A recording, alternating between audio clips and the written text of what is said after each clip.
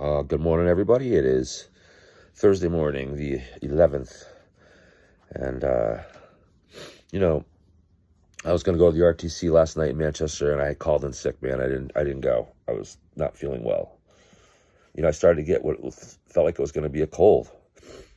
I was still a little sniffly, but I feel like something was coming on, and I immediately, as I've been told in the past, I've tried in the past, I immediately inoculated myself with some orange juice and a lot of orange juice and some honey and there's a couple of vitamin C pills I have here, and I slept like a lot, and now I feel normal again. Like I inoculated myself from it, like it tried to get in, and maybe felt a little maybe fevery and everything. I don't know, just one of those things as the weather gets colder. This is the time of year where I seem to be most vulnerable to things like that. December, January. This probably goes for everybody. And then for some reason in May, late April and May, I don't know if it's allergies, but for the most part, it's not a big deal. But I feel better. And today, I get to go to see my daughter graduate from beauty school, which I'm very proud of her. Awesome deal there. And I got some work to do, of course. But I also have some things I'm going to do that I think I'm going to record that are going to be interesting. It's the beginning of what I want to do. And it involves, I had to go to the emergency room in August for what I call the gauntlet, which I'll explain. And I'm going to do stuff about diabetes. I'm a diabetic, and it's a very interesting subject. Definitely want to talk a lot more about that as part of the MAHA thing. The MAHA thing is so important. I wish there was a 40-hour day so we can spend time talking about MAHA. I mean, that's something that to me is even more important than MAGA. But beside that, I have health insurance now, but I didn't then in August. I have it now. And I'm going to talk about health insurance too. That's a big subject going on right now. Something we should probably talk about in the podcast today with Selena later on, which will be up recording this afternoon, up tonight. However, I got the bill. I got a bill for like $1,600. They brought me to the emergency room. They did nothing. Okay, they checked me out. They gave me an A1C reading. They gave me a prescription for some metformin, which is a medication for diabetics, and they sent me home. And I was there for maybe an hour. I got a bill, I got 4 bills. I got one for $1,600, which was for the emergency room stay only, really. And then I got another bill for like 200 and something. Like every little thing I did there was so much. It amounted to like over $2,000 for like almost nothing. And then I got another bill from another entity for another $1,800 for the same visit. So I'm not sure what's going on there. So now we're up to almost $4,000, literally just to walk in there and get what was very routine service. Just a reading my blood sugar. I can't even remember exactly what they did. It was not anything really. A couple years ago, I had to go there for another reason, and they wanted a urine test. So I gave them a urine sample, and then they said they would. And the doctor came in a few minutes later and said, "We're not going to do anything for you today. We're canceling." I noticed that they didn't take the urine sample with them. It was sitting on the counter still. They didn't even do it. And the doctor came and said, "Oh, we're canceling everything." And gave me a couple instructions, sent me home. I got a bill for like $1,800. I was like, no way am I paying that. So it's mafia stuff. It really is. The healthcare system is mafia run. It's really bad. It needs reform. Competition needs to come into play. You don't use insurance to fill your gas tank, do you? So why would you use insurance for routine stuff? Let the competition take flow. Let the market take place. I think when I was a kid, that's the way it was. My mother would take me to the doctor, and they'd pay like $100 or $80 or $60 or whatever. It wasn't that much. And took care of the routine visits. So that's what needs to happen here.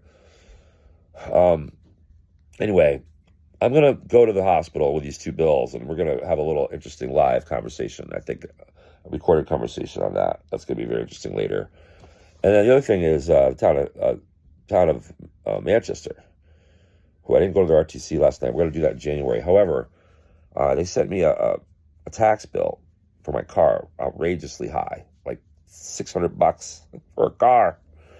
That's a lot of money, for even for me. I'm like middle class. I'm not rich. I've lived paycheck to paycheck most of my life.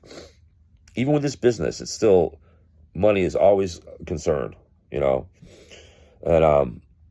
so to come up with $600 in the middle of everything, for me, I can swing it, but it's not easy. But a lot of people who really struggle in Manchester and other towns in Connecticut get these crazy bills, $300, $400, $500, $600 or more. And families that, are really struggling, their car bills, when they have two cars, they probably got $1,500. It's crazy for a car. Car taxes, are only done in a very small number of states. I think Connecticut, I know, is one. New Jersey, might be one other, 2 or 3 others, not very many, that tax you on your vehicle. Think about that. There's other ways towns can get revenue besides that. It's pretty disgusting. So we're going to go.